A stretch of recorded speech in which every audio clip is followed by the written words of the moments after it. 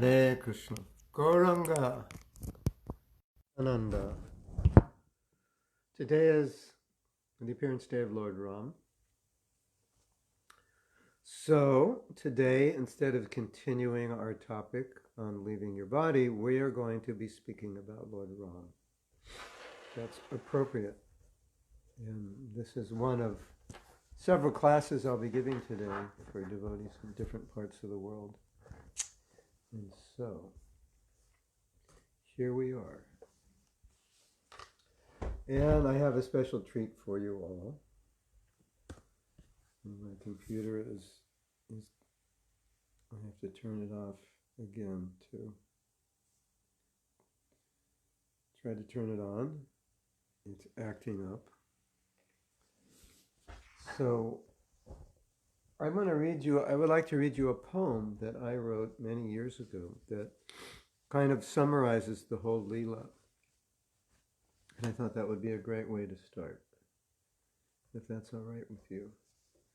And I just had a reboot. And last night I was severely attacked by allergy. And what we plan to do is I want to read a poem that I wrote. I was thinking that this would be a song, but I never did anything with it. Maybe it's too long for a song or whatever.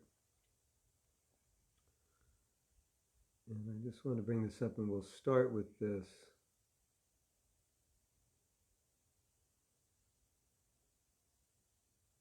Yes. Now, I'm just thinking if I should wait for everyone who's late. I put this song on Facebook earlier, about 2 hours ago, so it's also available there if you want. So, purpose of this song was to put into poetry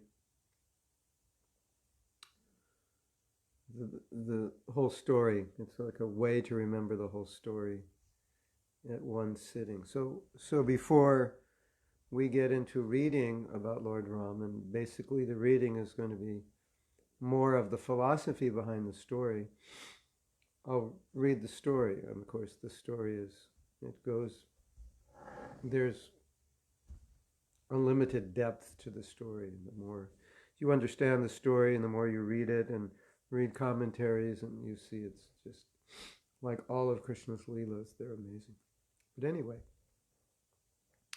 I'll read this for your transcendental pleasure, and specifically so you can be absorbed in thinking of Lord Ram and his Leelas. On the night before Ram would ascend to the throne as Ayodhya's king, amidst the joy and celebration, Dasarath met his favorite queen. Kaikeya,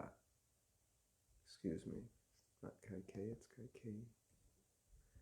Kaikeyi was lying on the ground, overwhelmed by anger and grief.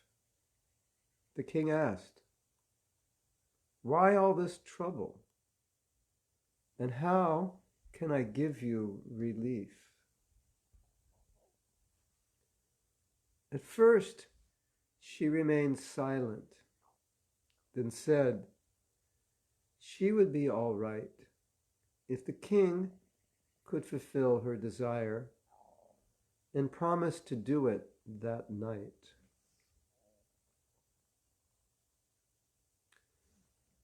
"Save for my son Ram," the king said, "there is none more dear to me than you. In Ram's name, whose absence would kill me, I promise anything you want me to do." There's a misspelling here. It's Kaikeyi, not Kaikeya.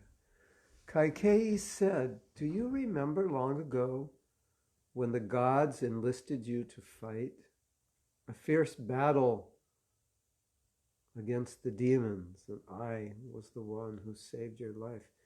The chariot was broken. She was the chariot driver. She got off the chariot and she lifted the chariot so he could fight. She carried it. She became a wheel. She was that strong. You wanted to repay me, so 2 boons you promised to give. The time has come to ask for them. If you don't grant them, I cannot live. So when he granted her these boons, he said, you saved my life in battle. I want to offer you 2 boons. She said, no, it's my duty as your wife. And he said, no, I must give you these 2 boons. No, I must give you these 2 boons. So she said, okay, I'll take 2 boons, but she wasn't going to ask. She said, I'll ask later. And so what happened was, as you may know, she had a very evil maidservant. And the maidservant put this idea in her brain that if Lord Ram becomes the king, then she'll just be a second-class citizen in the kingdom, and she'll just be like the maidservant to Ram and that family. But Kaikeyi loved Ram, so this idea really didn't go into her head. But this maidservant was very, very evil. She kept pushing, no, you don't understand. This is horrible for you.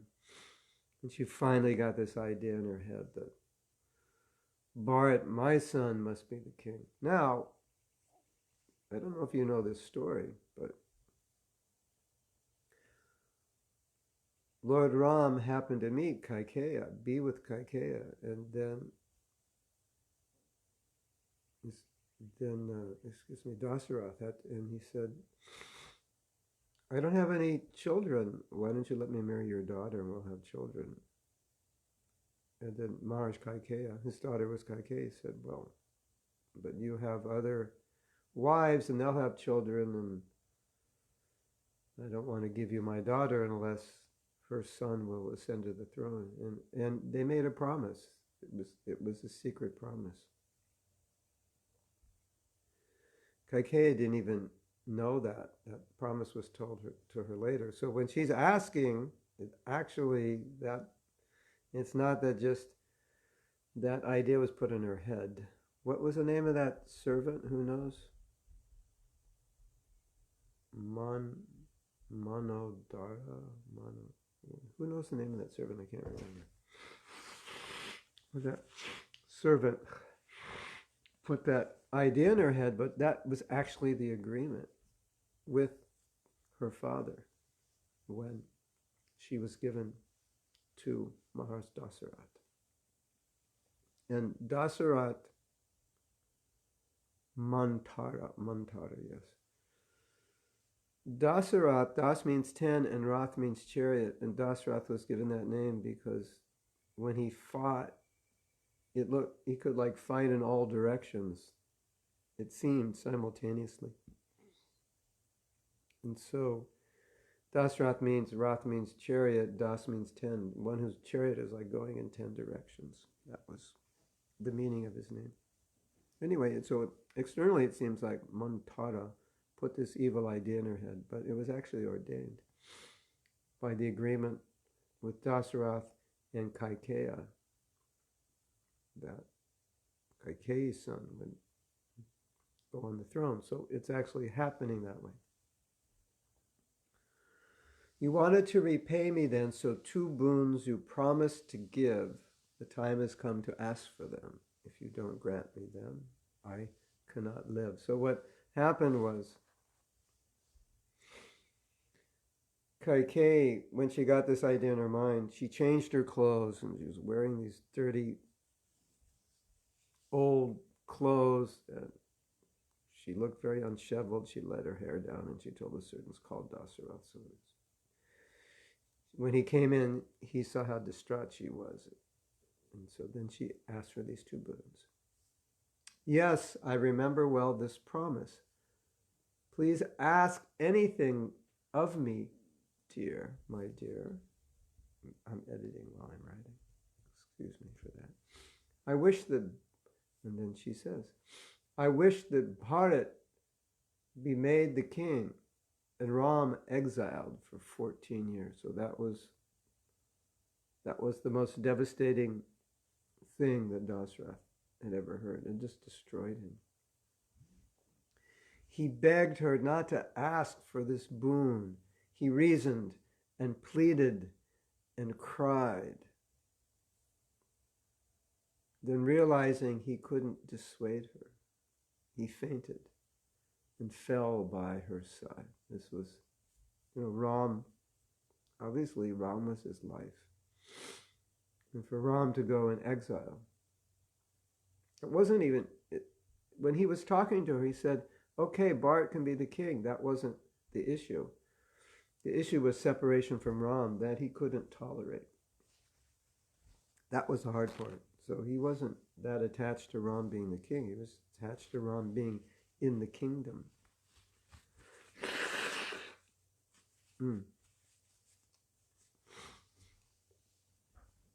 Dasarath was bound by his promise.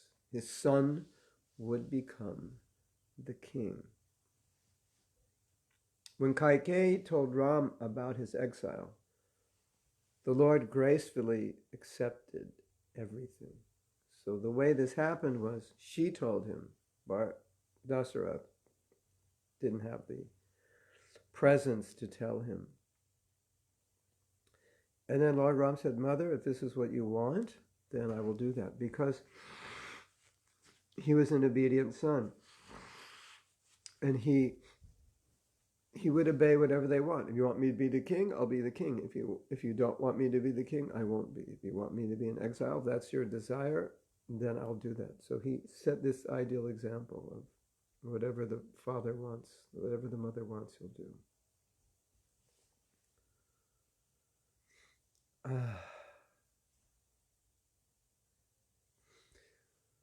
When Ram told Sita of his departure, she begged to accompany him. I will clear thorns from the road. My duty is to serve your every whim. Of course, he didn't want her to go because she was a queen and life in the forest would be difficult, but she said no. Much more painful to be separated from you than to not be with you. So she accompanied him, and there's a lesson from this that Prabhupada teaches. And Prabhupada said that the reason that he arranged that Sita would come with him is he wanted to show the troubles of Grihastha life. Because he went through so much trouble, had to fight a battle and so much death and so much anxiety from separation. He said, yeah, see what happens when you become attached to a woman. You go through a lot of trouble. That's not the only thing, obviously, this Leela is teaching. But interestingly, it's one thing. This allergy is just temporary. It's something floating around. And this is menthol I'm breathing in. Hopefully that'll help. The citizens could not bear the grief of being separated from their Ram, so they accompanied him to the forest. But he would only take Sita and Lakshman. So all the citizens were so attached, they couldn't bear the separation. So when Ram was leaving for the forest, they all went with him. Like, no, you can't go. He had to stop them. Bharat also wanted to go. Bharat, when he left, Bharat came for him and he said, please come back. I don't want to be the king. This is wrong. My mother made this mistake. Actually, Bharat, he rejected his mother. And Bharat told his mother, said, right now, I feel like cutting your head off, but I know that would be displeasing to Ram, so I won't do it. But I disown you. He disowned his mother at that point. Told her normally I would kill you for what you did. So he went and he met Ram in the forest. There was actually a meeting because he was trying to bring Ram back and said, listen, you don't have to follow what my mother said. So they had a meeting with, I believe Vaishishta was there and Janaki Maharaj was there, and And so they had this discussion, and Janaki Maharaj convinced Bharat to go back based on the fact that he said that actually Ram will be happy if you go back. And Ram will be happy to stay in the forest. He'll be happy to undergo this Leela. This will give him pleasure. So then when Bharat understood that this is what Ram wants, he said, okay, I'll go back and I will rule the kingdom only on his behalf while he's gone. So that's what, because Bharat didn't want to do it, and that's what convinced Bharat to do it when Janaka Maharaj, the father of Sita, said, actually, this will give Ram pleasure. And when he understood that this will give Ram pleasure, then he did it. And so he showed this example of bhakti. Bhakti is about giving pleasure to Krishna. Bharat soon returned to Ayodhya to find all the citizens in pain. He then chastised his mother and said, I will rule only till Ram returns again. Dasarath could not bear the fact that he put Ram in tribulation. Shortly after Ram was banished, the king died out of separation. So, there's a story that Dasarath used to go to the forest to hunt. As you may know, that Kshatriyas, in order to practice their archery and keep their skills current, would go to the forest and they would hunt animals, but it also served to protect the sadhus who lived in the forest. And so one day he went out, and the whole day he wasn't able either to find an animal or to kill an animal. Whatever the case, he thought, well, I can't come back home without, this is embarrassing, I haven't even killed an animal. So he decided to stay, and he thought, well, there's bound to be some animals who will come to the river in the evening to drink water. So what he did is he hid in a tree, and he just thought, I'll hide in the tree and then I'll listen. Some animal will drink water. So he heard an animal drinking water, what he thought was an animal. He couldn't see it, but he shot his arrow based on the sound. And as soon as he shot the arrow, he heard this voice that said, I'm dying. And he realized it was actually a human who was there drinking water or gathering water from the river.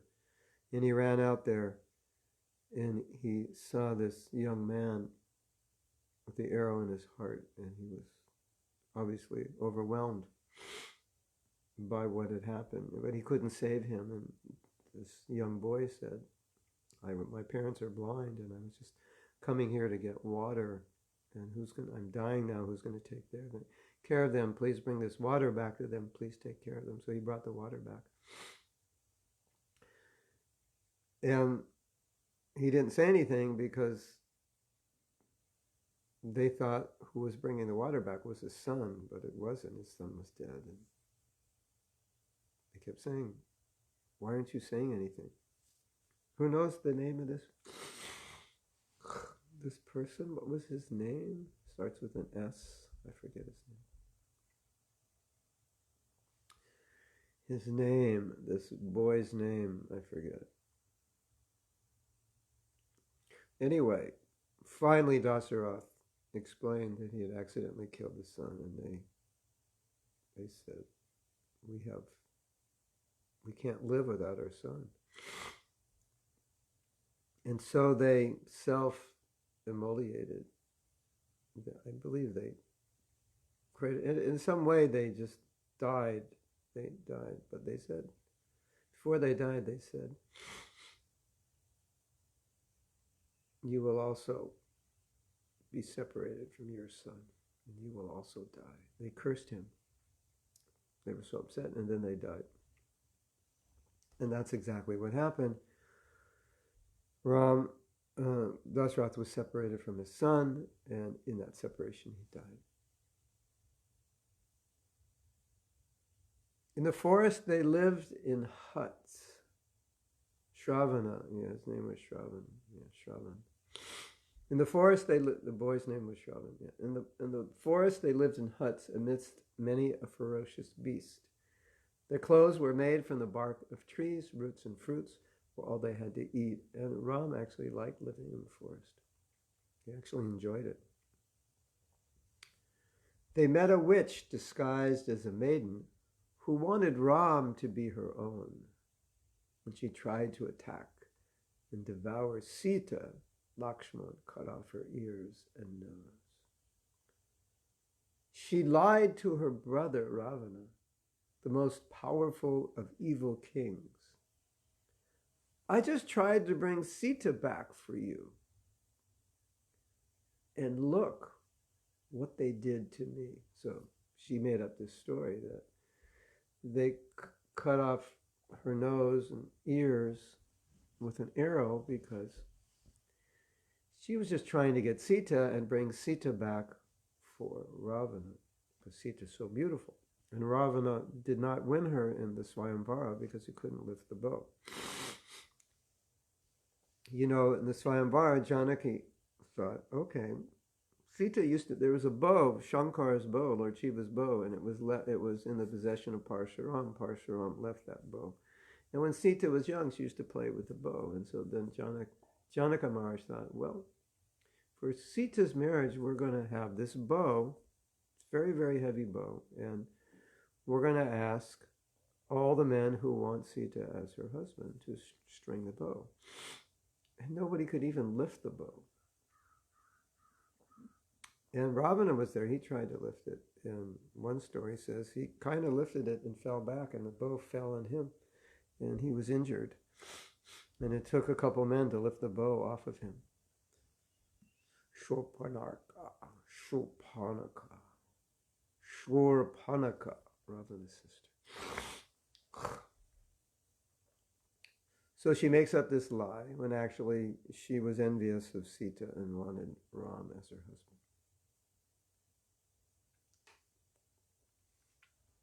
He had a magical deer charm Sita, and Ram chased him on her plea, and the deer imitated Ram's cry for help, and Sita forced Lakshman to go see. So this deer was a demon hired by Ravana. This was his plan. He wanted to kidnap Sita. So he said, okay, Marichi, you become a deer, and Sita will want that deer. Lord Rama will go after her, and then we'll get Lakshman to leave also, and then I'll come and kidnap you. So that was the plan. Lakshman made a circle before he left that none could go beyond. So Ravana disguised himself as a saint and grabbed Sita when she gave him alms. So don't go around this circle. This was the circle of Agni. So what happened actually when Ravana grabbed Sita? That was Maya Sita, or sometimes it is said that was actually Durga that he got. It wasn't Sita. And it's explained that because only a devotee can see and touch and serve the devotee or the Supreme Lord. And so what to speak of touching, it's said that Ravana couldn't even see the real Sita. She would be invisible to him because she's transcendental. So it's impossible that he could touch the real Sita. But the real Sita was now being protected by Agni Dev. And the Maya Sita was what Ravana captured. And you could never, a non-devotee can never capture the real Sita. And there's a story in the Chaitanya Charitamrita that there was one devotee, he was fasting, and Mahaprabhu said, why are you fasting? He said, because Sita was stolen by Ravana. I can't eat. And then Chaitanya said, no, it was a Maya Sita. The non-devotee cannot engage with transcendence. So there was material form, external form. But anyway, the Leela went on as if that was the real Sita. Ravana took her to his island Lanka and offered her pleasures of every kind, although he tried to make her his queen. Ram was the only one on her mind. Ravana said, I give you 1 year to submit to my request. If you don't become my queen by then, I will kill you and eat your flesh. Yeah, that's what they call true love, right? If you don't love me, well then I'll just kill you and eat you. I was thinking, we're going to give class after this. We're giving another class, but I'm not sure how it's broadcast.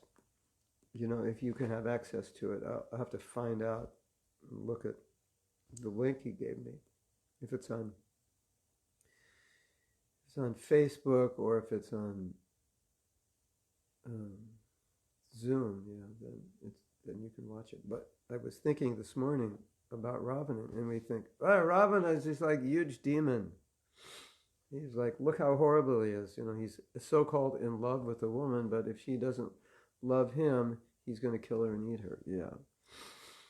Okay. So then I was thinking, you know, we look at Ravana and we think, what a fool, what a demon, what a materialist, what an idiot. All these things, and we're in this class, in the next class we're going to give, is all the stupid things Ravana did, so we can learn not to do those stupid things ourselves. And I was thinking, you know, we look at Ravana and we think, there's such a huge demon.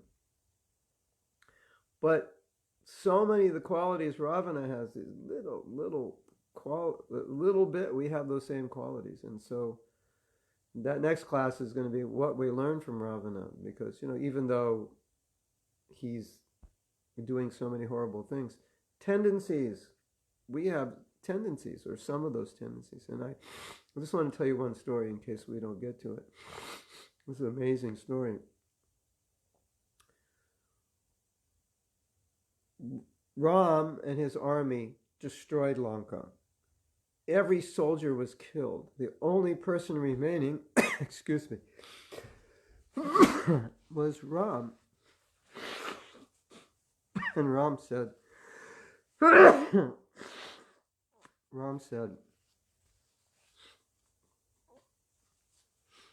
he said, Ravana, let's make a deal here. You give back Sita, and I will I'll restore your kingdom, and I'll bring everyone back to life, and everything will be just fine. Now you would think, okay, you know, I can't win, everything's been destroyed, my kingdom's destroyed, I've lost everyone, and now I'm being offered that my kingdom can be restored, and I'm being offered that everyone will come back to life. You would think that's what we call in America a no-brainer. No-brainer means you don't have to think about that. It's so obvious. Of course, that's what I should do. But what did Ravana do? His ego was slashed. And he didn't want to do it. So Bali came. And Bali was saying, look it, just give Sita back. This is the solution. And Ravana was still hesitant. And Bali was trying to convince him. He said, look it, you've got this ego, you know, you've been defeated. And so you still want to fight. Because Ram said, I'm not going to kill you today. If you just give Sita back, then I'll bring everyone back to life, restore your kingdom. Think about it overnight. And then we'll talk about it tomorrow. So Bali is trying to convince him in this time. And he's really not going for it. And so Bali takes him to a gold mountain with diamonds on it. And it was all laid out like it was handmade. Like it wasn't just a mountain. It looked like this mountain was so special. Like the diamonds are all laid in the right place. And he said, Bali said, I'm giving you this mountain. And then Ravana thought, this is actually better than Lanka. Maybe I should just surrender Lanka. And then Bali said, try to lift this. He could hardly lift it. It was so big and heavy. And you know what that mountain was? Who knows? Raise your hand if you know. It's an interesting story. What was that mountain? Who knows? Maybe Satyarupa, you know. What was that mountain that he was being shown that he could hardly lift? He could barely lift it. This huge gold mountain with diamonds. Who knows what it was? Does anybody know? That mountain was left there from the time of Hiranyakashipu. It was Hiranyakashipu's earring, Satyarupa knows. Wow. I don't know. Maybe some commentators said it represented his ego. I don't know. We could say that. Why not? But the point was, Bali said, look at, you were Hiranyakashipu in your last life, and this was your earring. And in this life, you can't even lift it up. And as Hiranyakashipu, you couldn't defeat Vishnu. And now you can't even lift up the earring that you wore as Hiranyakashipu. You're just a little, as we say in English, in America, pimpsqueak. You're a little pimpsqueak. You're a little like nothing compared to Hiranyakashipu. And Hiranyakashipu was defeated, and you're so stupid that you want to fight Lord Rama. And you would think, okay, that would be enough to convince him. And we know the story. That wasn't enough, because, yeah, his ego. It was like, I can't be defeated. And that's an example sometimes, you know, when I was saying, well, we're a little bit like this. You ever get in a fight and you won't admit you're wrong, even though at some point you know you are? You ever get attached to something?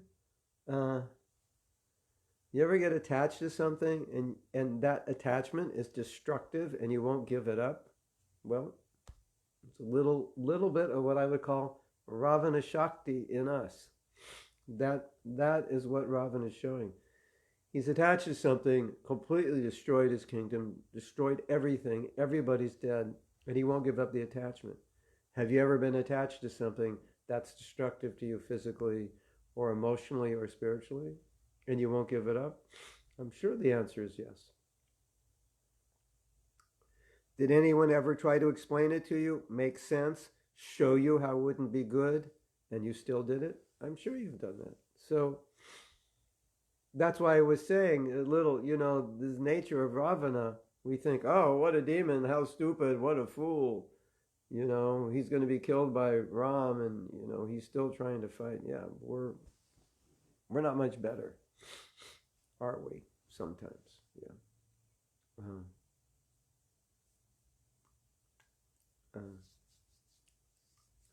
Okay. Ram enlisted monkey soldiers. They searched for Sita everywhere. When Hanuman jumped to Lanka, he found her lying in great despair. When Hanuman showed her Lord Ram's ring, tears of happiness fell down her face. Hanuman assured her that very soon Ram would come and take her from this place. So this gave her life. And she was the ideal chaste woman. She would never give in to Ravana, no matter what Ravana offered her, no matter what Ravana said. She only knew Ram. That's the Prabhupada talks about this. He said, just as you have these great examples in Shastra for us to follow,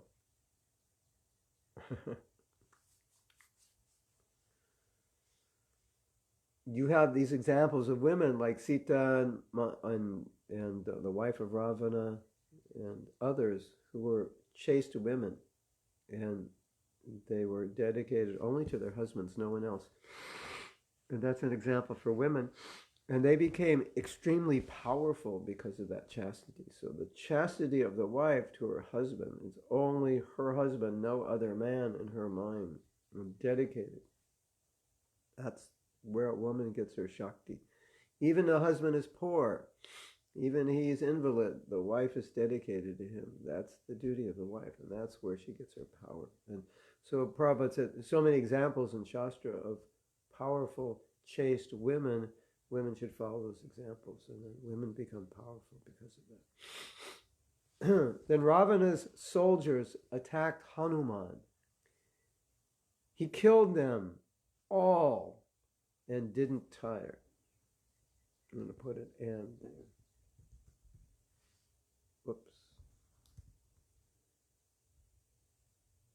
Whoops. Whoops. I lost my place. Excuse me.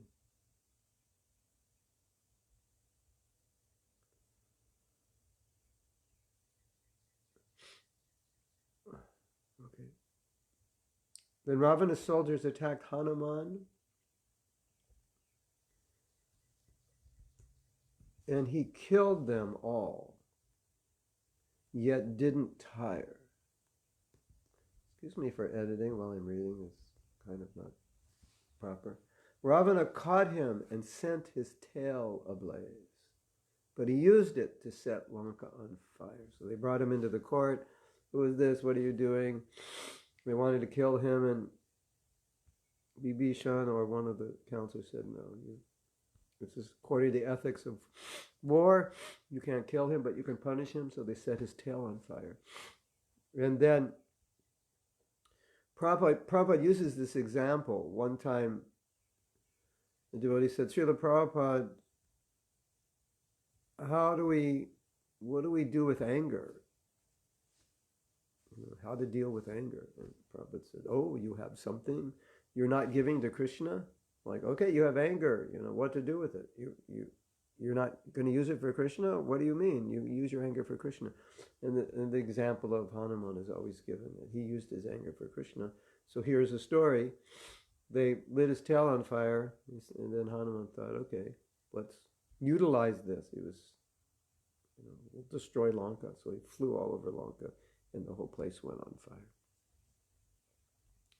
The monkeys built a bridge to Lanka by floating stones upon the sea. Ram, Lakshman, and their monkey soldiers came to kill Ravana and set Sita free. So when Ram came to the ocean said, well, you're Lord Ram, you could do anything, you can get over the ocean, no problem, but why don't we make this arrangement where we'll float stones and we'll put your name on it, and that will glorify you, and everyone will see this is the power of Ram, this is the power of Ram's name. And there was one demon who heard this story, about the stones floating. The stones don't float. But when they had the name Ram on it, then they would float. And this demon was like, this is nonsense, I don't believe this. I'll build a bridge over the ocean. And he tried to build a bridge without the name of Ram, and he sunk. So this is to glorify the name of Ram, the power of the name of Ram, that with that name you could cross the ocean. We can cross the ocean of material existence. Seeing this vast monkey army, Ravana's advisors told him not to fight. Give Sita back to Ram, they beg, or we shall face a horrible plight. Now, here's another example of Ravana Shakti at its worst. It came to a point where it was obvious to everyone, even his advisors, that this is a bad move you're making. We're going to be destroyed. Just give Sita back. So he was being told repeatedly. And his ego and his desire to enjoy her were so deep, so strong, that you would think, kings have advisors. For what reason? To get advice, because kings can't make all decisions on their own. So, look at this. All the advisors are saying. So you'd think, okay, all my advisors are saying, that's why I have advisors, to get advice. I should listen. Still didn't get through. Hare Krishna. Ravana did not listen to a word. He could not give up his sinful desire. Thinking his armies all powerful, he ordered them to attack and fire. Ghastly and bloody battles ensued, killing all of Ravana's men. At last he challenged Ram, saying, I will put your life to an end. Ravana's strength seemed invincible. He put Rama's might to the test, though Rama's body was full of arrows. He slew Ravana with a shot to his chest. So then you might think, well, how is it that Ravana could get all these shots into Ram's body? And how is it that this battle could go on for so long? Well, there's an interesting thing, a commentary about the Ram Leela, is that in Ram Leela, Ram forgets. Did you know in Ram Leela he forgets that he's God? That's part of the Leela. He's playing the Leela of an ordinary person. He's teaching morality. He's teaching how to be a good husband, father, king, and so forth. And he even forgets who he is. But there's another aspect to this as part of the Leela, and that when he comes as what appears to be an ordinary person, then you have these situations where it looks like he's having trouble fighting Ravana. Of course, Ravana was just his devotee incarnating to fight with him, but it looks like he's having trouble. And it even looks like it's possible that he may die in it, or at least be injured, like what happened with Lakshman, who was injured, and it looked like he was dying. That whole scene, Indrajit had shot him, and it looked like he was dying, and then they had to get the herbs, and Hanuman, he just came with a whole mountain, because there were sages on the, you know the story, these herbs, the sages didn't want to get rid of the herbs, so they made the herbs invisible, so that Hanuman couldn't see him. He said, well, I can't find the herbs, I'll just take the whole mountain. And so sometimes you see a deity of Hanuman with the whole mountain. So it looked like Lakshman was dying, and then, at the 11th hour, he was finally saved by the herbs. Now it looks like maybe Sita won't get free. Maybe Ram will be killed. And the explanation is that, and then, you have the end when Sita and Ram are united and then separated, and then she gives birth in separation, and then later Ram meets his sons and fights them during the Rajasuya sacrifice, because they didn't know exactly who their father was, and it was, incredibly heart-rending scenes. Heart-wrenching, heartbreaking scenes.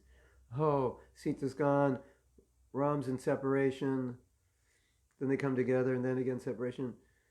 And it's a very human-like pastime. So the commentaries say this human-like pastime brings out this sentiment where you kind of feel sorry for Ram and Sita, and it brings out an emotion that normally in other Leelas of Krishna are not brought out, because in the other Leelas of Krishna, it looks a little more like Krishna's just playing around, kind of like a cat plays with a mouse before it kills it.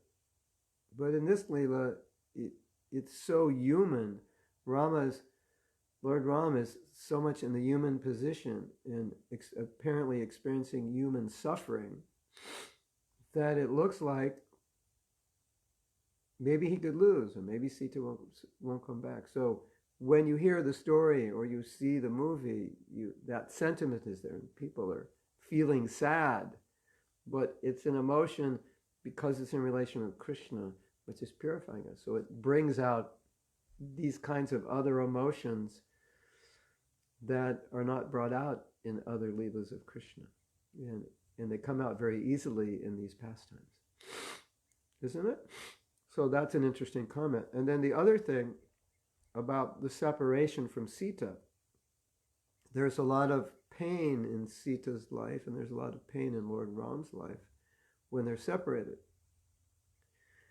And then, so we're seeing the pain, we're feeling the pain, but then Prabhupada says, actually, it was just ecstatic because they're never really separated. And the separation they were experiencing was transcendental.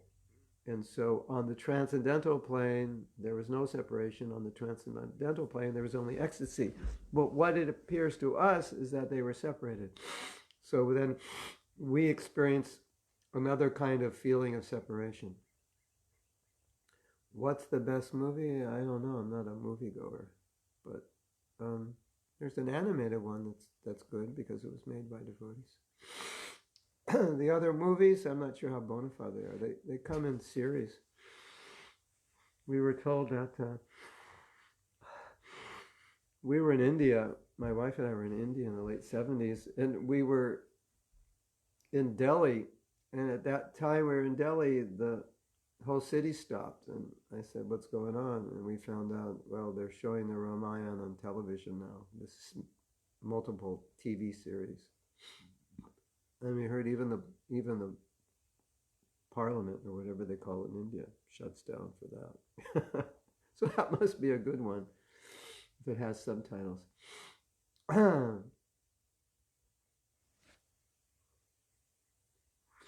Krishna. So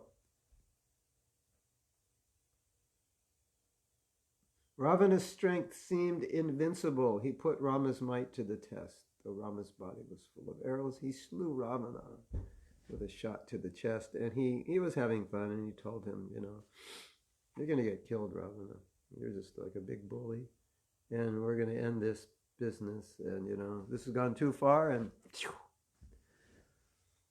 we celebrate that also, Ram Vijay, the killing of Ravana. Then Hanuman brought Sita to Ram, but his broken heart wouldn't mend. Since she had lived with another man, it was wrong to accept her back again. So, according to Vedic custom, a wife could never leave the home, and if she leaves the home, the husband doesn't take her back because the assumption is she left the home and therefore she spent the night with another man. How can I take you back? You left home. You would only leave home to be with another man. That's the assumption. Hare Krishna. Weeping loudly, she assured the Lord, I never granted Ravan's desire. My Lord, if you do not accept me back, I will enter into fire. And he couldn't accept her back. He said, no, I don't know that you're chaste. She walked into the fire saying, if I have been faithful to you, let the fire god now save me and prove that I was true. This needs some work. She walked into the fire saying, if I have ever been faithful to you, let the fire god now save me and prove that I was always true.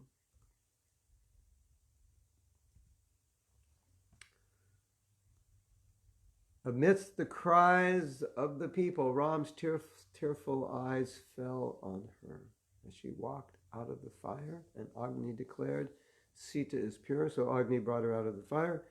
He first took her, kept her during this Leela, the real Sita, and now the Maya Sita goes into the fire, the real Sita comes out. Eyes flooded with tears, Ram said, I know Sita is my devoted wife. But this had to be proven to confirm a king's moral life. In other words, as a king, he had to set an example. He said, I cannot accept her back if she wasn't chaste. It would be a bad example. They now returned to Ayodhya. 14 years had come and gone. Bharat turned the throne over to Ram, and all rejoiced with dance and song. The gods all felt the highest bliss. Everyone was peaceful and calm. And the whole kingdom was chanting all glories to Sita and Ram. They lived happily in Ayodhya until Ram went out in disguise to mix among the citizens and find out what was on their minds. He heard a husband chastise his wife for spending time away from home. It is not right that I take you back. I will not be immoral like King Ram. When Ram overheard this conversation, it went deep into his heart. He knew now the time had come for him to ask Sita to depart. So this is like the ultimate tragedy after their, of course, Krishna is arranging this tragedy for Leela, but this is the point. This tragedy draws us into the Leela. It draws us to feel this sympathy, this emotion, and this emotion becomes transcendental because it's in relation to Krishna, so it becomes purifying, and it's very absorbing. And we're thinking, like this devotee was thinking, oh, Sita was rejected by Ram. This is so bad. How can I live? How can I eat?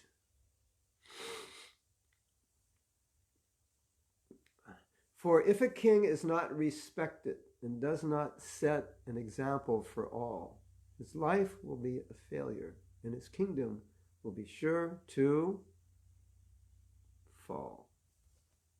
To set the proper example and maintain religious rites, Sita was banished to the forest and left alone to live her life. So I ended there. That's pretty depressing. Some storytellers don't tell that part. Some renditions don't tell that part because it's depressing. And then she gave birth to her sons Love and Kush while she lived, being taken care of by. She lived in the ashram of Vishwamitra, Vaishishna, who knows? I always get them mixed up. Vishwamitra and Vaishishna. Vishwamitra, he took Lakshman and Hanuman, he took Rama and Lakshman when they were young, and they went out to protect him. There were many demons. They had to kill one. Pataka, a big witch demon, was destroying the peace in the forest, and he trained them how to fight. And Vashishta was the guru of Dasara. So, whose ashram did she live in? Who knows? Was it Vishwamitra's ashram, I believe? And there she gave birth, and eventually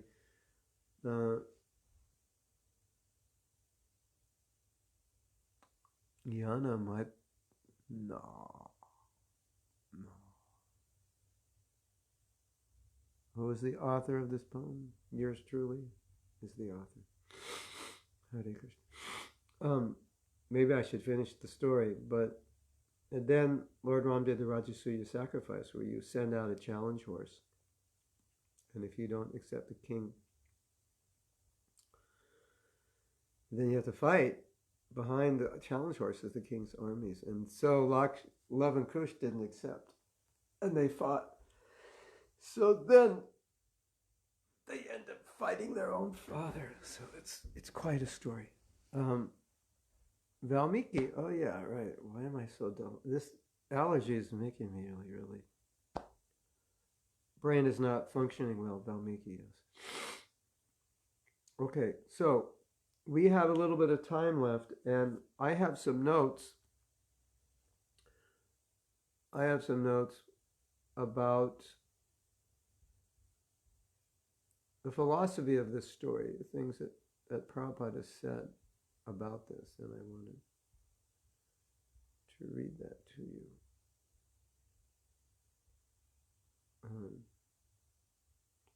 Here's a beautiful quote. Before we start, I have to read this one. make a note of this. I want to put it up on Facebook, but I'm having problems with my computer right now, and it gets thrown offline, and I have to figure out what's going wrong. But I will put this, when I get back online, I will put this on Facebook. It's a beautiful quote from Ram Leela, which totally relates to what's happening today. It's amazing. So this is Srimad Bhagavatam 9, 10, 13, and 9, 10, 14.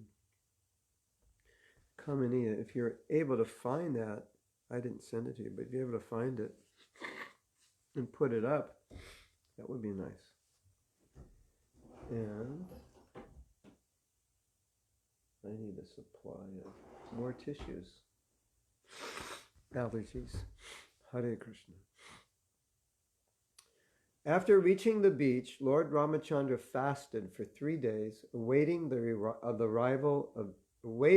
arrival of the ocean personified. So he's going to cross, but he's waiting. He has a conference with the ocean. When the ocean did not come, the Lord exhibited his pastimes of anger. And simply by his glancing over the ocean, all the living entities within it, including the crocodiles and sharks, were agitated by fear. Then the personified ocean fearfully approached Lord Ramchandra, taking all paraphernalia to worship him. Falling at the Lord's lotus feet, the personified ocean spoke as follows. So, he was supposed to come. Ram's asking, come. He doesn't come. Ram gets angry. The anger heats up the ocean. The ocean gets the message, okay, I guess I should come. I guess I did something wrong. Lord Ram's really angry. I must have done something wrong. So now we go to 9, 10, 14. And we'll read that, and there's a purport. And this is so interesting. Hold on to your seatbelts. This is interesting. Fasten your seatbelts. Oh, so this is the ocean now coming, offering prayers. 9, 10, 14. Oh, all-pervading Supreme Person, we are dull-minded and did not understand who you are. But now we understand that you are the Supreme Person, the Master of the entire universe, the unchanging and original personality of Godhead. The demigods are infatuated with the mode of goodness, the Prajapatis with the mode of passion, and the Lord of ghosts with the mode of ignorance. But you are the master of all these qualities. Purport. Okay, now I have 14, so you can click on 14 under Kamaniya's name, and you can go to the purport, because we read the verse. The word jada diya refers to intelligence like that of an animal. A person with such intelligence cannot understand the Supreme Personality of Godhead. Without being beaten, an animal cannot understand the purpose of a man. Similarly, those who are dull-minded cannot understand the Supreme Personality of Godhead. But when punished severely by the modes of material nature, they begin to understand him. A Hindi poet has said, listen to this. This is exactly what's going on in the world. Dukha se sabha hari bhaje, sukha se bhaje koi. Sukha se agara hari bhaje, dukha katan se hoy. Sounds more Bengali to me. When one is distressed, he goes to church or temple to worship the Lord. But when opulent, he forgets the Lord. Therefore, punishment by the Lord through material nature is necessary in human society, for without it, men forget the supremacy of the Lord due to their dull, blunt intelligence. Oh my God. What could be more relevant than that today? Let me read that last paragraph again. Hare Krishna. Why are these things going on in the world like the way they are? Well, here's the answer. When one is distressed, he goes to the church or temple to worship the Lord. But when opulent, he forgets the Lord. Therefore, punishment by the Lord through material nature is necessary in human society, for without it, men forget the supremacy of the Lord due to their dull, blunt intelligence. Hare Krishna. Interesting, huh?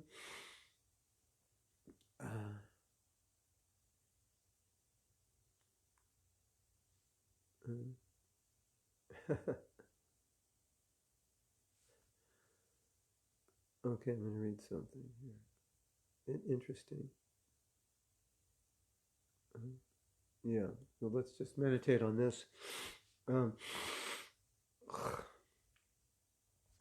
I'm God. I think I'm God. I think I can control the world. I can make life eternal. We'll get the vaccine for that pretty soon. We won't have to die, and we'll, I don't know, find the drugs that reverse the aging process. So instead of getting older, we'll get younger. We'll get stronger, and then when that happens, we can enjoy sex life and eating and sleeping forever in this body.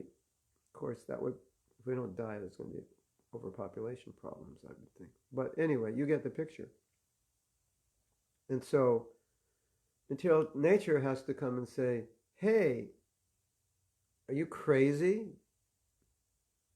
And then put you in your position, some hurricane, some cyclones, some tornado, some tsunami, some climate change, and now some virus.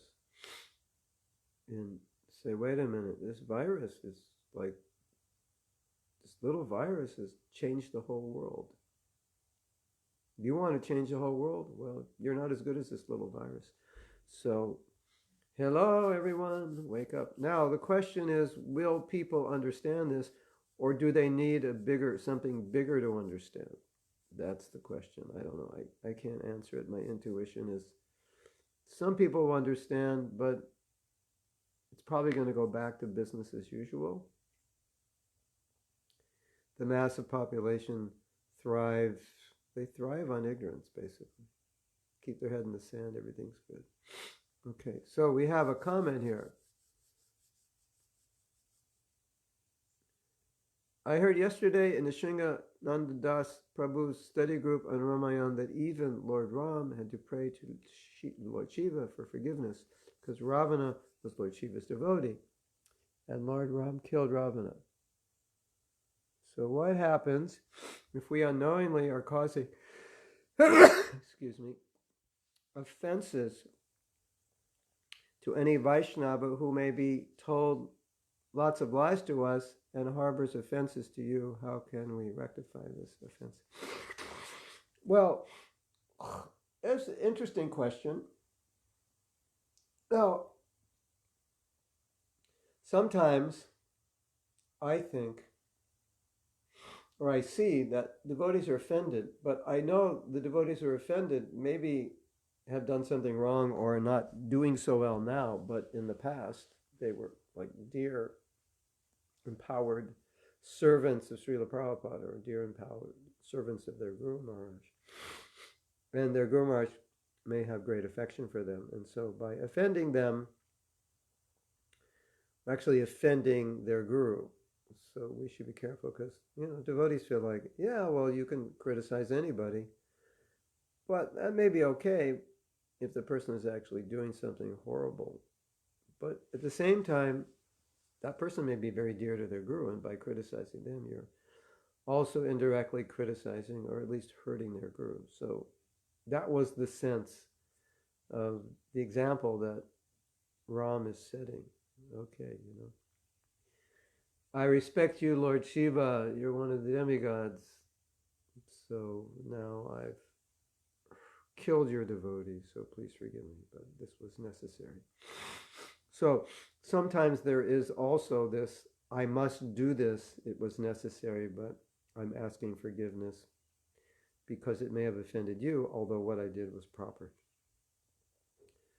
So as far as, and then you're asking, what happens if we unknowingly are causing offenses to any Vaishnava who may be told lots of lies to us and harbors offenses to you?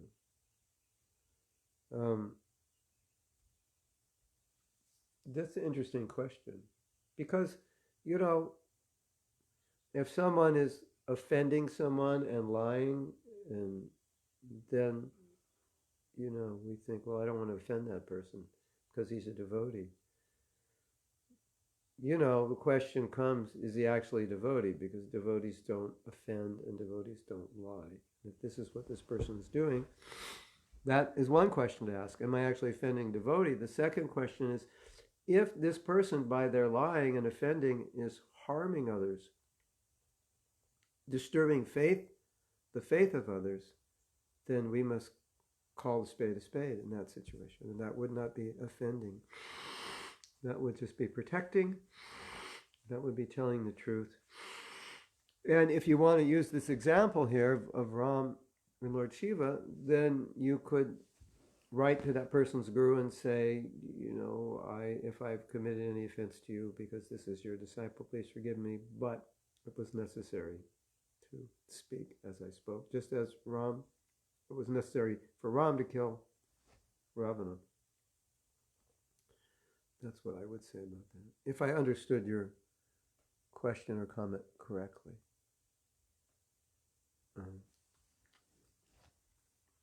You know, I was thinking in regards to Kat's question, is it bad karma that we're experiencing now? My daughter showed me a picture in December of the sky in Los Angeles. It was kind of brown. Then she showed me a picture of the sky like yesterday in Los Angeles, and it was blue as blue could be. So, you know, I was thinking maybe Mother Earth was just saying, okay, it's like, this is enough. I'm just tired of breathing in all this pollution and all this destruction. So just stay home, like, you know, put on your dunce cap, sit in the corner and don't do anything because whatever you do is just horrible. Like punishment, like the punishment in the classroom when you go, okay, just sit in the corner and shut up. You're such a disturbance. Sit in the corner, and we're going to put a dunce cap on you that says dunce to embarrass you in front of all the students. So it's kind of like that now, you know, put on your dunce cap, stay home, and don't do anything because whatever you do is just destructive. And now that human society is doing less, everything is better. The earth is so much happier. It's so much cleaner.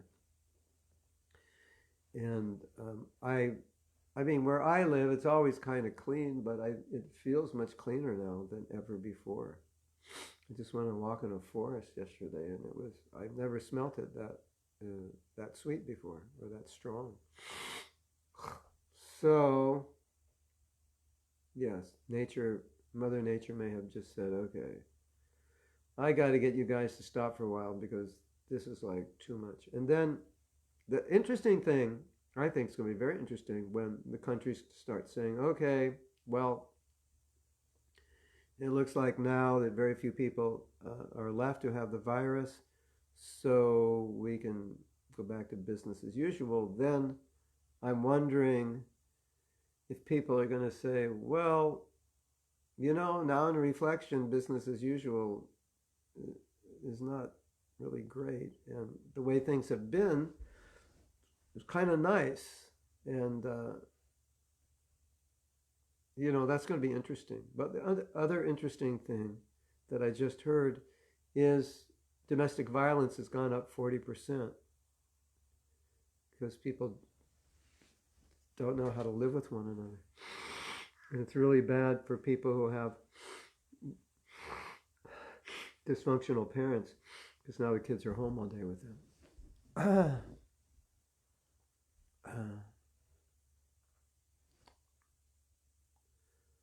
Cosmic law is not impersonal because there are demigods behind it. So it just looks impersonal. That Kate is saying, as opposed to say cosmic law of action and reaction, I suppose Krishna created cosmic law, but cosmic law seems more impersonal. But there's always a person behind everything. There's a person behind the wind, behind the sun, behind the water, behind the air, and they're all demigods controlling everything. The earth is personified, all the rivers are personified. So nothing's impersonal. So I would like to read some things that Prabhupada said. And I'm just looking for that.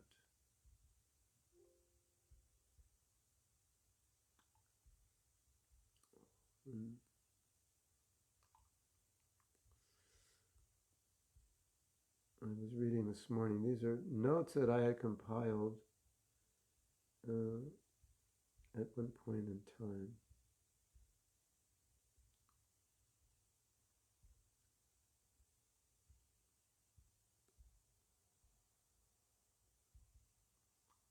Yeah. So I didn't post these, and unfortunately, I don't have the reference where they're from. But it must have been that sometime in the past I went through Prabhupada's books and I took excerpts about the philosophy of this story. So Prabhupada always speaks philosophy. He doesn't just speak Leela, he speaks philosophy. So let's speak a little philosophy following in the line of Srila Prabhupada. Sometimes great demons and atheists like Ravana and Hiranyakashipu and many others become very famous due to advancing material civilization by the help of material science and other activities, with the spirit of challenging the established order of the Lord. For example, the attempt to fly to other planets by material means is a challenge to the established order. The conditions of each and every planet are different, and different classes of human beings are accommodated there for particular purposes mentioned in the codes of the Lord. So this is in relation to Ravana wanting to build a stairway to heaven. There's even a song about that. But you can't build a stairway to heaven because you need pious qualification to go there. So it's a challenge to natural law. So Prabhupada's saying science makes this challenge to natural law. Nature works in a certain way. They don't like the way nature works, so they're trying to challenge it and go against natural law, but they can't. And, very simple example, right? Krishna says in the Gita something, it seems like a duh moment, but it's very deep. Krishna says, what's eternal always exists, what's temporary never continues to exist. And you'd say like, okay, so what's the big deal about that? That's like a duh moment, of course. Everybody knows that. But when you look at it, everybody doesn't know it because the scientists are trying to do with matter what cannot be done with matter. They're trying to make matter act in ways it can't act. Ultimately, they're trying to make matter eternal, and it can't be.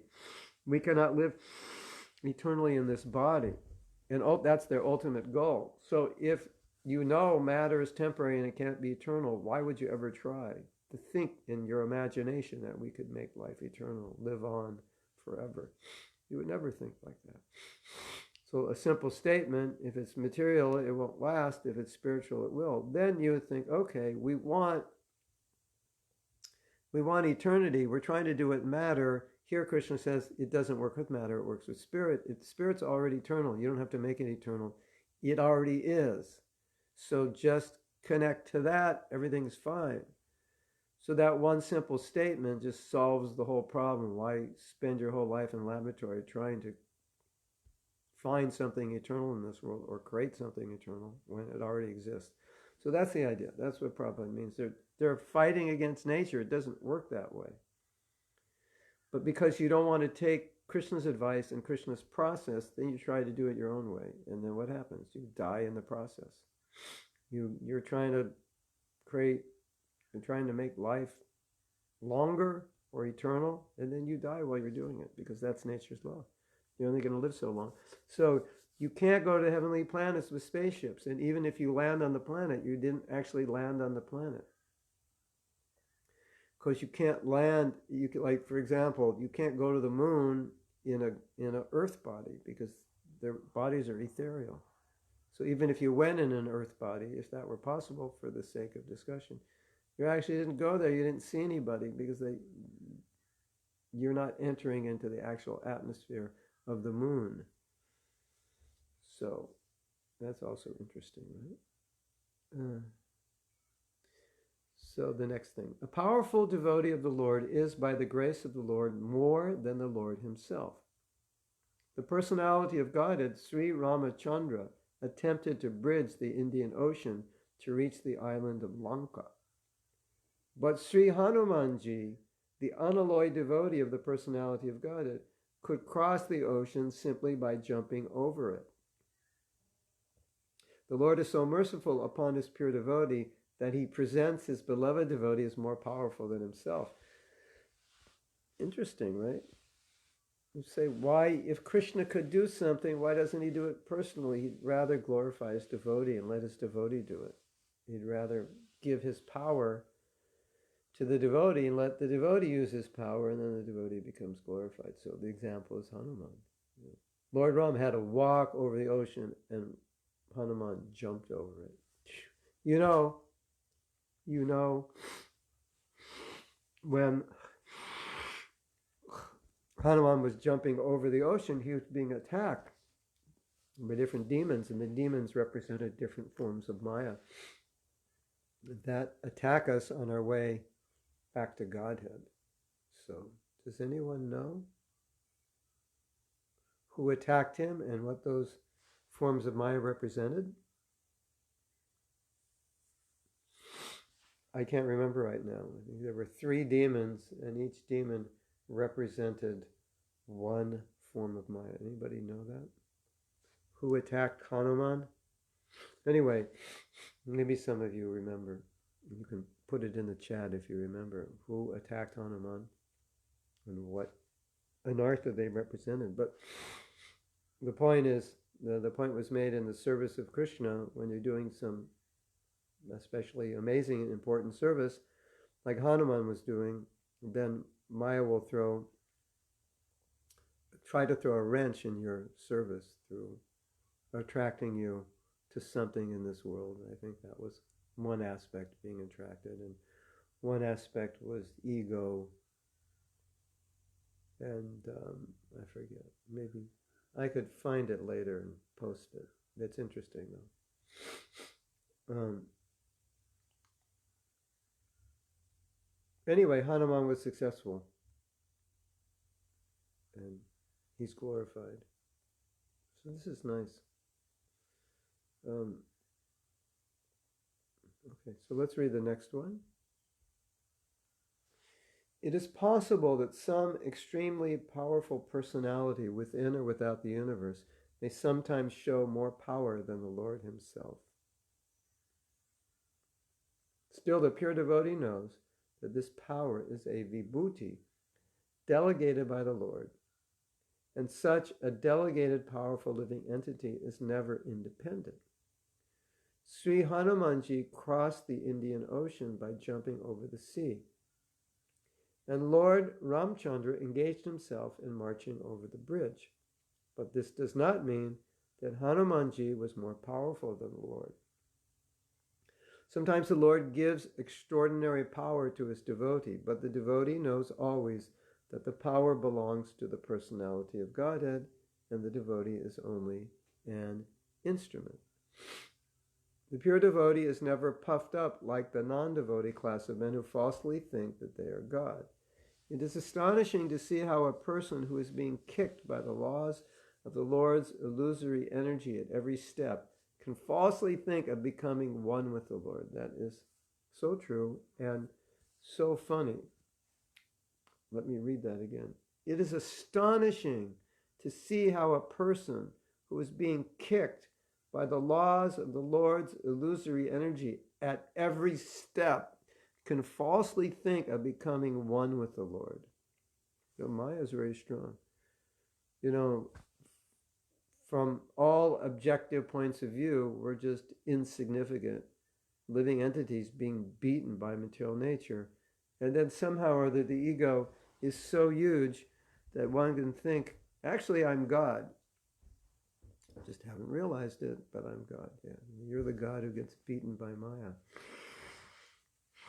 That's the God you are. Such thinking is the last snare of the illusory energy offered to the conditioned soul. The first illusion is that he wants to become Lord of the material world by accumulating wealth and power. But when he is frustrated in that attempt, he wants to become one with the Lord. So both becoming the most powerful man in the material world and desiring to become one with the Lord are different illusory snares. All right. I tried to be God. I tried to be the supreme material enjoyer. That didn't work. So next best option, or even better option, let me try to become God. Can't do it one way, you can do it another way. And that's why it's called the last snare of Maya. You get frustrated materially, can't become God that way, so I'll try to become God spiritually. Next quote. The materialists who are after opulence and material prosperity may take lessons from the Ramayana that the policy of exploiting the nature of the Lord without acknowledging the supremacy of the Lord is the policy of Ravana. Ravana was very advanced materially, so much so that he turned his kingdom Lanka into pure gold, or full material wealth. But because he did not recognize the supremacy of Lord Ramachandra and defied him by stealing his wife, Sita, Ravana was killed and all his opulence and power destroyed. Ravana is one unfortunate, ignorant person. So,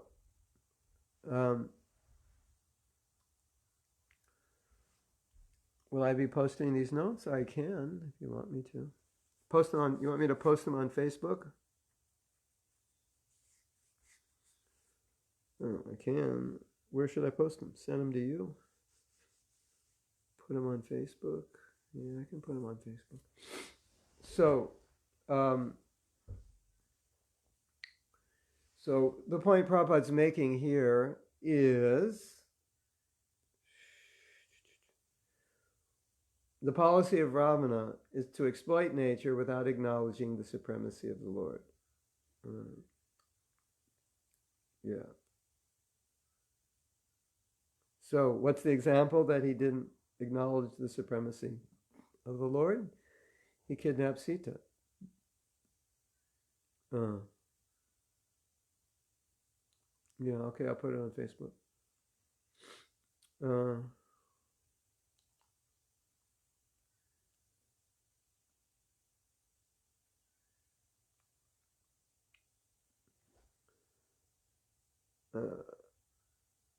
There will always, Marco says, there will always be souls who want to be in the material world. Between the supreme soul, the jiva's karma, the time. Material universe, only karma is not eternal. And so, Ravana made a big mistake, and that mistake was that he stole Sita. That was his downfall. Other than that, he was a demon, but he was okay. He wasn't that bad because his kingdom was doing fine. It was opulent. He was, protecting citizens, so forth. And he had, like, so many wives. How many wives did Ravana have? Who knows? He had more wives than he needed. Hundreds, thousands, I forget. Forget how many he had, but he had a lot. If not wives, mistresses, girlfriends. But he didn't have Sita. So, again, another lesson from Ravana. How many things do you have and still you want more? Yeah. So how many wives did Ravana have and still he wants more? And then he wants the wife he shouldn't want. Let's skip questions because I want to read. And if I go through all the questions, we'll never finish reading. And I'm only on page 1 of 6, and we have 3 minutes, so that's why. I just wanted to read a few more because it's Ram Nami. So just here are some things Prabhupada said. We'll read the next one. Due to materialistic opulences, persons like Ravana become puffed up for sense gratification. Ravana even dared kidnap Sita, who was both the wife of Lord Ramachandra and the goddess of fortune, thinking that he would be able to enjoy the pleasure potency of the Lord. But actually, by such action Ravana became Vishvamsita, or ruined. At the present moment, human civilization is too much attached to economic development and sense gratification, and therefore is therefore nearing the path of ruination. Wow. Okay, this is going to be the last quote, and we're going to have to end class here. Lanka, Sri Lanka.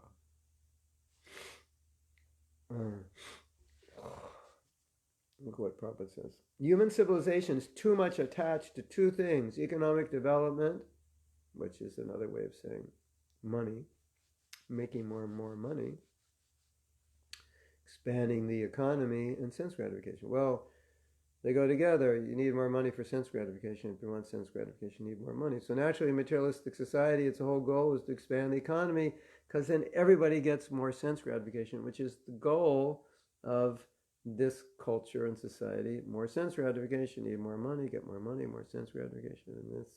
And Prabhupada said, that is what's ruining society. Isn't that interesting? The very foundation of what we glorify, economic development, gross national product, more jobs, more economy is booming, hip hip hooray, everything's great. That's destroying everything. That's what Prabhupada says. Now we all have more sense gratification. I'll vote for anyone who gives me more sense gratification. Yes. And that will destroy. And that is what Ravana represents. Hare Krishna. The very thing that he stands for is the very thing materialistic society stands for. So what do we learn from this? Minimize sense gratification. Live simply, and everything will be fine. And if we don't, then we have this Ravana Shakti in us, moving around, the Ravana Shakti virus.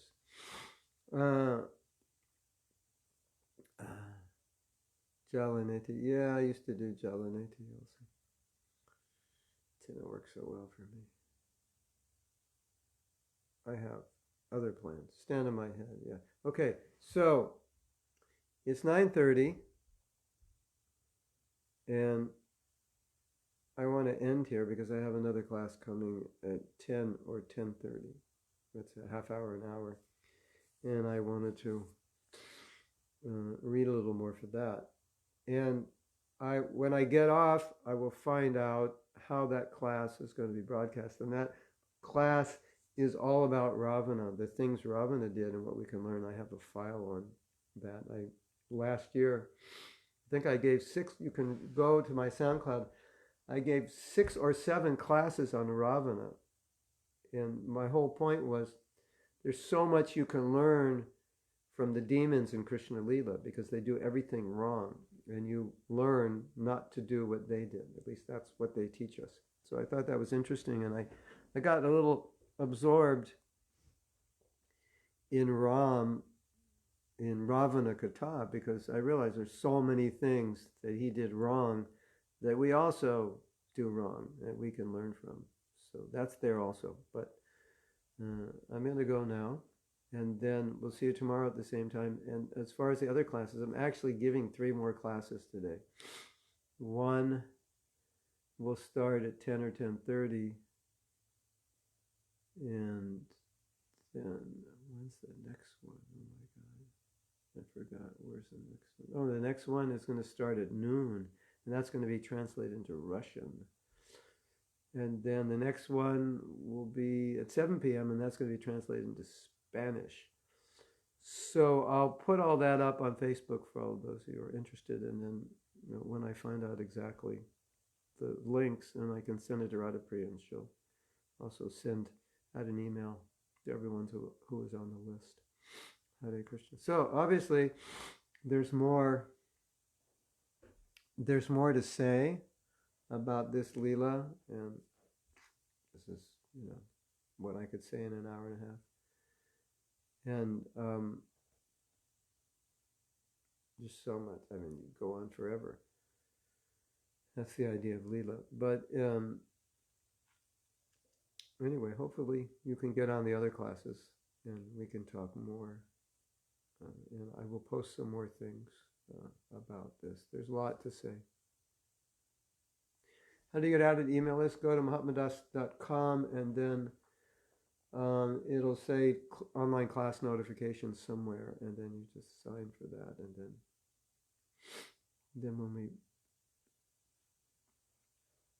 or you can write Radhapriya, who's, look EDDY on Facebook. Her name is EDDY, something like that. EDDY, and then maybe Rocio, ROCIO, and you can write her directly. She'll put you on it. Hare Krishna. Srila Prabhupada ki jai. And then, so as soon as I find out about the next class, if it's a class which is going to be on Facebook or Zoom, then you should be able to also participate, and I will let you know. Srila Prabhupada ki jai.